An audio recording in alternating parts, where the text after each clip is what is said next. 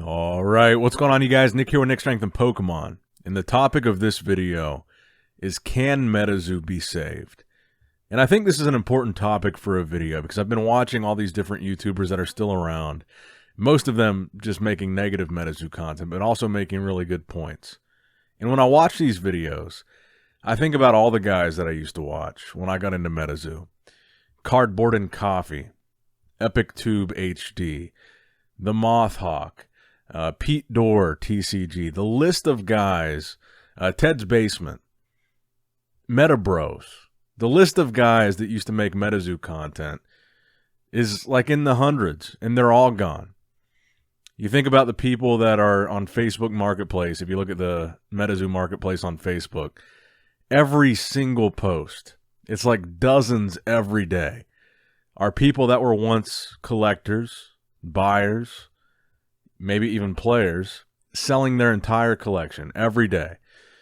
All the videos that still remain, people that are still making Metazoo content, including myself, it's overwhelmingly negative and critical. And not that that's a bad thing, rightfully so. I think Metazoo kind of is deserving that right now. But the question is, can Metazoo be saved? Can Metazoo turn things around and fix what's going on? I'm still probably overly optimistic that yes, it's possible, and I'll tell you why I say that. One reason is I've been looking at like my last week of videos, and they've gotten more views than probably any of the videos that I've done on Metazoo to this day, and probably because, you know, a lot of it is drama, a lot of it is negative, and people like drama. People are naturally drawn to drama. But in particular, the live stream that I did a couple nights ago, being one of the biggest Metazoo live streams I've ever done since Metazoo started on this channel. The most people in there, I think, like I said, 185 or 190 live viewers watching at the same time, and I think it was mostly around 150 live viewers for the majority of the 3.5-hour stream. But the chat was so many people that I was familiar with, so many people that were either other YouTubers or collectors that I knew or people that I've seen around, or Metazoo figures like Gary, Metazoo artists were in the chat, and people were acting like it was this big funeral for Metazoo. But what I saw in that chat was a lot of people, yes, there was a lot of negativity, but so many people that were just like, man, I really hope, and I know it's probably unlikely, but I really hope that Metazoo can turn things around. And so many people saying, look, the idea is great. The cryptid theme is awesome. The concept, the storyline, the Metazoo world is such a good idea. There's so much potential there. I hope they can turn it around. And that's really my sentiment too. And the reason why I say that and why I still think they can is because they've got a really unique opportunity right now. They kind of gave us a little bit of hope with the letter. They addressed all the right things in that letter. They said all the right things. But Metazoo has been doing that for a while. I think that when I looked back and I watched all these old interviews with Mike, he says all the right things. And I know a lot of people don't like Mike. They've got negative things to say about him. A lot of the blame seems to fall on him when something goes wrong. But every interview that I've seen of Mike, whether you think he's a rug puller or a money-hungry dude or he's just too greedy or whatever, every interview that I've seen where he talks about the conception of Metazoo and his interest in cryptids and this whole idea, he seems very genuine. He seems very authentic. His interest and his passion for this project seems very real. And a lot of the ideas he has, albeit a lot of them don't come to fruition, they seem like really good ideas. I don't know why they don't materialize or why he doesn't follow through, but the direction that he has mentally seems to be good. There's just some kind of barrier to where they're not getting these ideas through. Like, you know, the interview that I talked about the other day, the $50 million infamous interview where they said that Metazoo, or Mike said Metazoo made $50 million in 2022.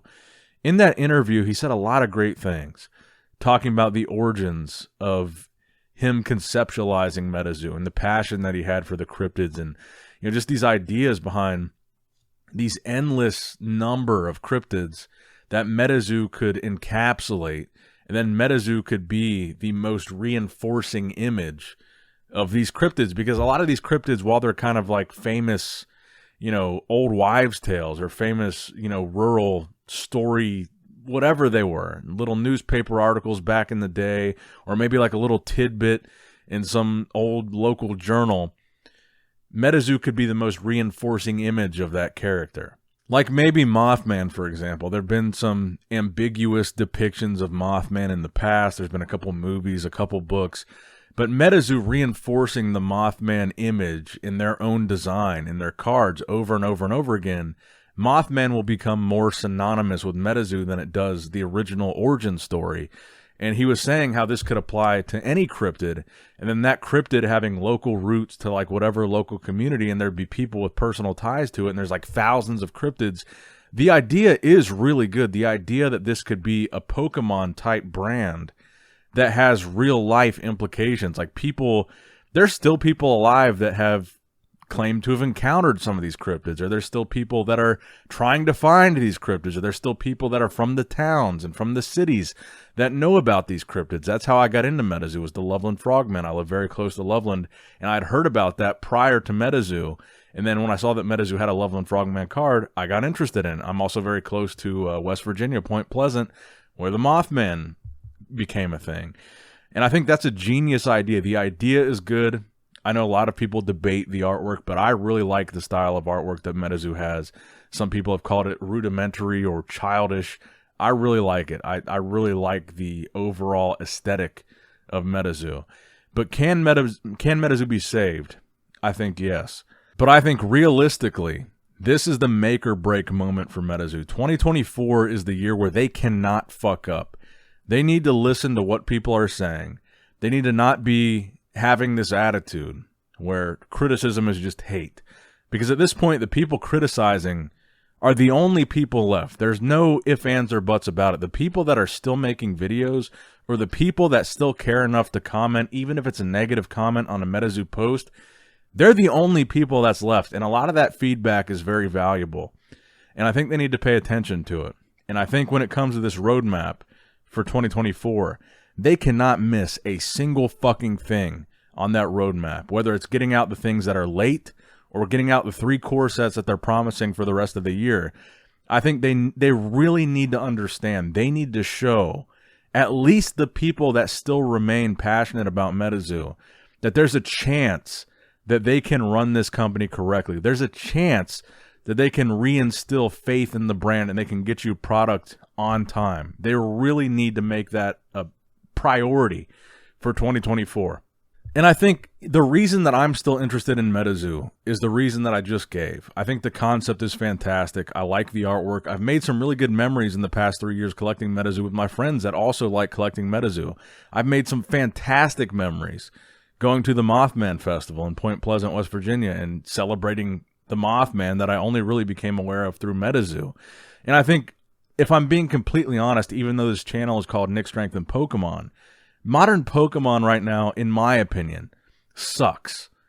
I hate the new designs. Scarlet and Violet to me is just like, it's a clusterfuck. I don't like the whole new era of Pokemon. I don't like the new designs. I don't like the new evolution mechanic.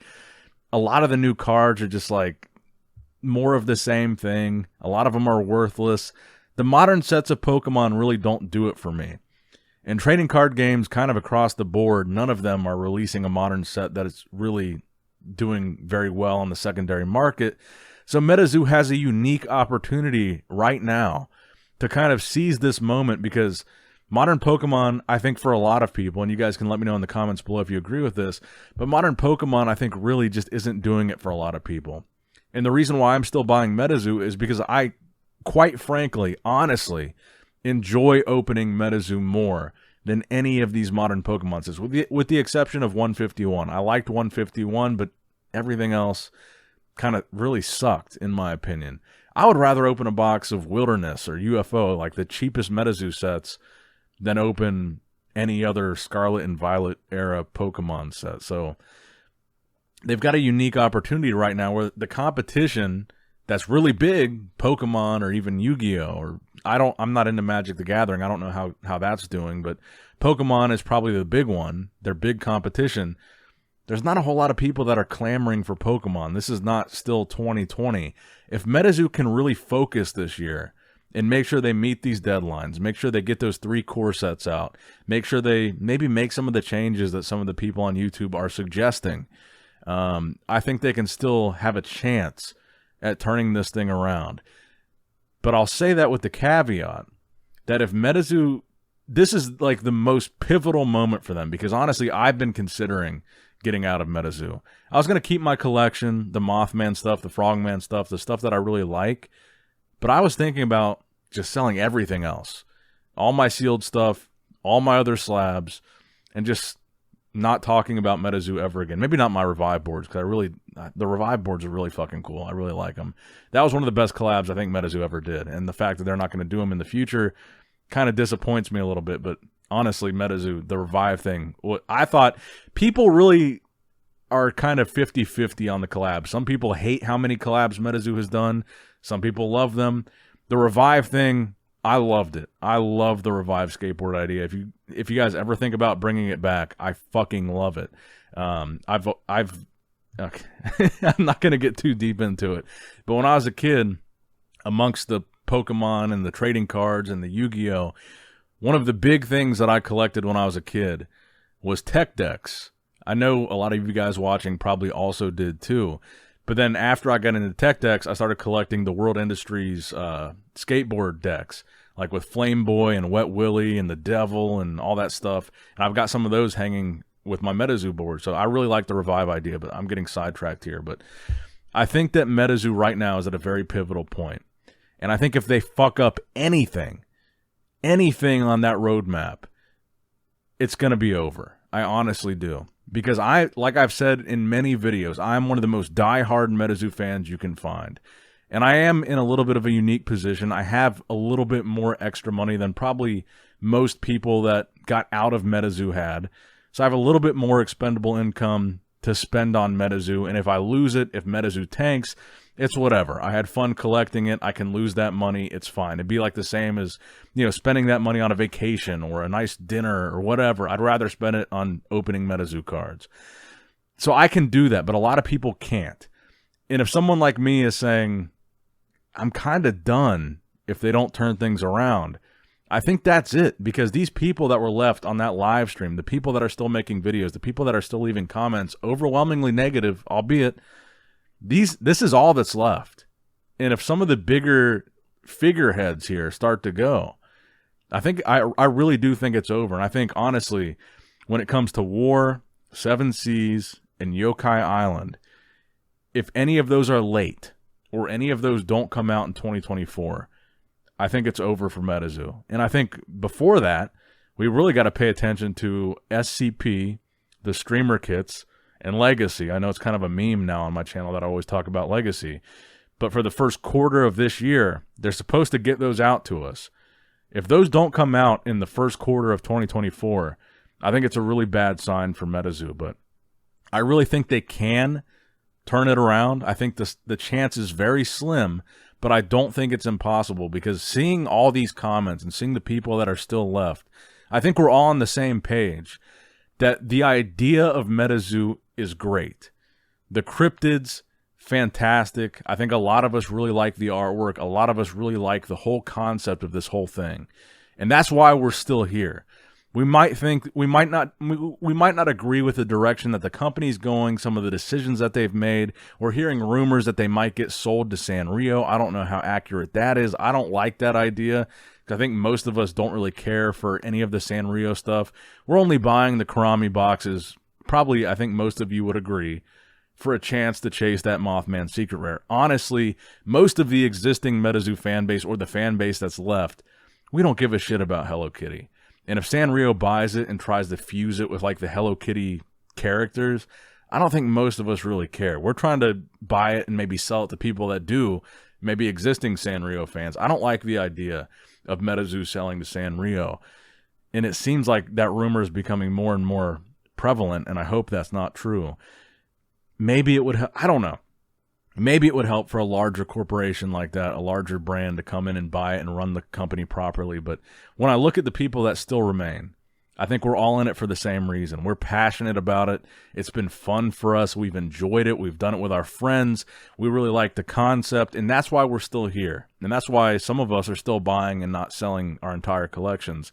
So I think the fact that there's still a good number of people that feel that way about the Metazoo idea, I think that means it's possible for them to rebound. Keep in mind, just 4 years ago, they had their Kickstarter and started from the ground up, started from zero, started from no fans, because the idea was good. So even though they're in a downturn now and people are losing faith, if they can restore that faith, they've got a bigger foundation now than they had when Kickstarter took off. And I know that Kickstarter thing was like lightning in a bottle and might not ever happen again. But if they could do that from zero with Kickstarter because the idea was good and the art was good, they can do it from here where they still have a little foundation left. But if this foundation starts to crack and they start to fuck the people that still remain, then I think it's over. So at the end of 2024, I think we're truly going to find out whether or not Metazoo has staying power or not. Let me know what you guys think in the comments below. Is Metazoo going to make it? Yes or no? Why or why not? And what do you think they need to do to turn things around if they can? Let me know down below. Like, comment, subscribe. Nick Strength and Pokemon signing out.